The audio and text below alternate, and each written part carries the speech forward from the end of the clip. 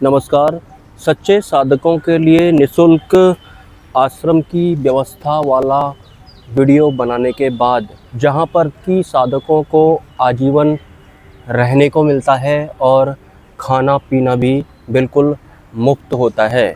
तो इस बारे में जानकारी देने के बाद, अगर आप एक सच्चे साधक हैं और आपके जीवन में एक उच्च स्तरीय गुरु अगर नहीं हैं, तो गुरु कहाँ आपको मिलेंगे, कैसे मिलेंगे, इस विषय पर मैं इस वीडियो में चर्चा करने वाला हूं। हालांकि एक साधक की या फिर एक इंसान की इतनी हैसियत नहीं होती है कि वो अपने लिए कोई गुरु को तलाश कर ले या फिर चुन ले, क्योंकि सिर्फ गुरु ही शिष्य को चुनते हैं या फिर उनके पास ही ये पात्रता होती है। तो मैं अगर आपको किसी उच्च स्तरीय गुरु की उपलब्धता के बारे में बताता हूँ, तो आप मुझे एक आधार मान सकते हैं। और इस वीडियो पर पहुंचने से पहले या फिर इस चैनल पर पहुंचने से पहले, अगर आपने बहुत सारे गुरुओं का ज्ञान सुना है, बहुत सारे ग्रंथ पुराणों को आपने पढ़ लिया है और अपने उस बहुत सारे पुराने तामझाम के साथ अगर आप ये वाला वीडियो भी देख रहे हैं, तो आज मैं आपके उस पुराने तामझाम को थोड़ा एक्सप्लोर करना चाहूँगा या फिर स्कैन करना चाहूँगा। क्या पुराने बहुत सारे गुरुओं का ज्ञान सुन लेने के बाद आपको आत्म साक्षात्कार हो गया, या फिर आपको पता लग गया कि मैं कौन हूँ? क्या आपको आत्मज्ञान हो गया है? आपके बहुत सारे पुराने गुरुओं के शरण में रहने के बाद, उनका ज्ञान सुन लेने के बाद, क्या आपकी आत्म जागृति शुरू हो गई है? इसका जवाब भी कुछ साधकों के पास होगा और कुछ के पास तो होगा ही नहीं, क्योंकि आत्म जागृति या फिर आत्मज्ञान एक ऐसी चीज़ है जिसे शब्दों में बताया नहीं जा सकता। कि आत्मज्ञान अगर आपको हुआ होगा तो आपको स्वतः से ही पता लग जाता है, मतलब स्वतः से ही सबूत के साथ आत्म साक्षात्कार होता है या फिर आत्मज्ञान होता है। किसी दूसरे से आपको पूछने की ज़रूरत नहीं पड़ती है। तो अगर आपको आत्मज्ञान हो गया होगा बहुत सारे गुरुओं को सुन लेने के बाद, तो आपको ऑलरेडी पता होगा, और अगर ऐसा होता तो आप इस चैनल पर नहीं आए होते। तो सिंपली आपने जो बहुत सारे गुरुओं का आत्मज्ञान सुना है, उनसे आपकी आत्म जागृति शुरू नहीं हुई है। में गलती तो हमारी खुद की ही होती है। हमें पता ही नहीं होता है कि आखिर अध्यात्म में हमें करना क्या है, और इसके अलावा हमें गुरुओं की भी परख नहीं होती है, पहचान नहीं होती है। कोई भी इंसान अगर बाबाओं के जैसे कपड़े पहन करके एक मंच पर एक अच्छे से म्यूजिक के साथ में अगर आध्यात्मिक पुस्तक पढ़कर हमको प्रवचन देने लगेगा, तो हम उसे बहुत बड़ा कोई आत्मज्ञानी समझने लगते हैं। बल्कि ऐसा होता नहीं है। जो वास्तविक आत्मज्ञानी होते हैं, उनके भीतर से हर क्षण नए ग्रंथ निकलते हैं, नए पुराण निकलते हैं। और जो पुराने ग्रंथ पुराण वगैरह होते हैं, वो सब तो होते ही हैं। एक आत्मज्ञानी से अगर आप उनके बारे में पूछोगे, तो उसका भी स्पष्ट रूप से आपको वो जवाब देंगे, और वैसा जवाब देंगे जैसा जवाब आपको पर्सनली समझ में आता है। इसके साथ ही उनके भीतर से हर क्षण नए ग्रंथ निकलते हैं, नए पुराण निकलते हैं। वो होते हैं गुरु। क्या आपके गुरु किताब पढ़कर कुछ भी सुनाते हैं या फिर आपको प्रवचन देते हैं? क्या किताब के अलावा बाहर का उनके भीतर से कुछ भी निकलता नहीं है? तो सिंपली आपके जो गुरु आज तक के थे, वो आत्मज्ञानी बिल्कुल भी नहीं थे। उनका पूरा का पूरा अध्यात्म पुराने ग्रंथ पुराणों पर ही टिका हुआ था, या फिर उनको आधार बना करके ही वो आध्यात्मिक चर्चा करते थे। एक साधक होने के नाते या फिर अज्ञानी होने के नाते आपको ये पता नहीं होगा। तो बहुत सारे लोगों को ना तो गुरु की पहचान होती है, ना ही उन्हें ये पता होता है कि हमें अध्यात्म में करना क्या है। एक्चुअल में साधक अपने मन के अकॉर्डिंग ही अपनी आध्यात्मिक यात्रा भी चला रहे होते हैं।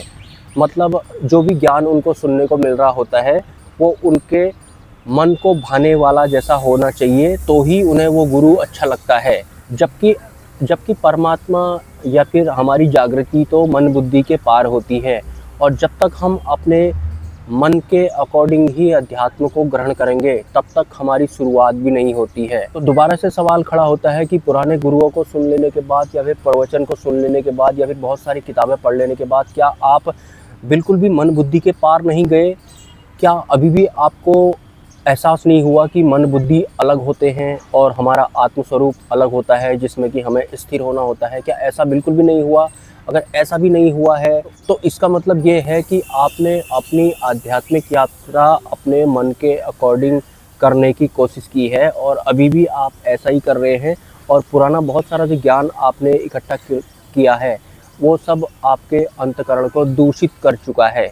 जो कि आपके काम का तो कुछ है नहीं, लेकिन आपके मन को भाने वाला जैसा वो लग रहा था शुरू में, तो आपने उसको संभाल कर रखा है। वो काम आपके कुछ आएगा नहीं, क्योंकि अगर आपको आत्मज्ञान प्राप्त करना है या फिर आत्म साक्षात्कार अगर आप चाहते हैं, तो आपको मन बुद्धि के पार जाना होता है। और वहाँ आप तब जाएंगे जब आपके गुरु ही मन बुद्धि के पार वाले होते हैं। जिस तरह से मैंने निःशुल्क आश्रम की व्यवस्था साधकों को कहाँ होगी, इस बारे में एक जेन्युइन वीडियो बनाया था इन्फॉर्मेशन के तौर पर, तो उसी तरह से मैं एक जेन्युइन उच्च स्तरीय गुरु आपको कहाँ मिलेंगे ये भी बताने वाला हूँ। लेकिन एक उच्च स्तरीय गुरु आपको कहाँ मिलेंगे, इसके लिए आपको मुझे व्हाट्सअप करना पड़ेगा। मेरा नंबर आपको कम्युनिटी पोस्ट में मिल जाएगा या फिर कमेंट सेक्शन में मिल जाएगा। तो ही मैं आपको उच्च स्तरीय गुरु के बारे में बताऊंगा, उनकी उपलब्धता के बारे में। और मेरे चैनल पे जेन्युइन जानकारियां बताई जाती है। जब से मैंने ये चैनल बनाया था तब से लेके आज तक, जब तक ये चैनल रहेगा तब तक आपको ए ग्रेड वाली जानकारियां ही मुहैया कराई जाती हैं। तो अगर आप भी एक श्रेष्ठ गुरु की तलाश में हैं तो आप मुझे व्हाट्सअप करें। और कौन से वाले गुरु होंगे वो, या फिर आप कौन से वाले शिष्य या फिर साधक होने चाहिए, आत्म जागृति वाले, आत्म कल्याण करने वाले, आत्म स्थिर होने वाले साधक आप होने चाहिए। और मन बुद्धि चित्त अहंकार के पार जाने वाले साधक आप होने चाहिए।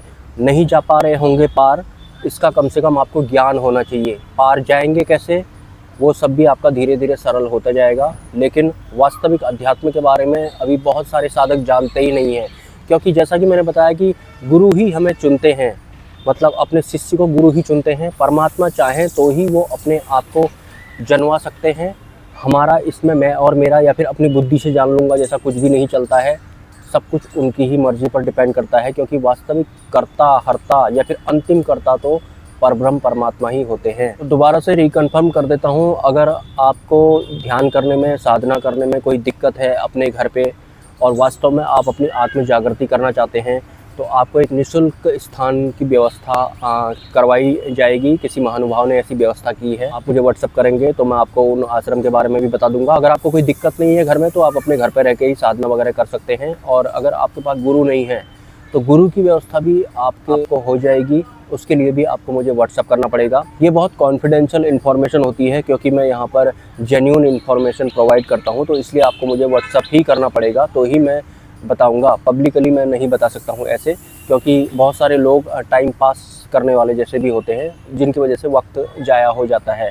इसके साथ ही अगर आप सपोर्ट करना चाहते हैं अपनी तरफ से, तो मेरे UPI नंबर पर या फिर QR कोड पर कर सकते हैं।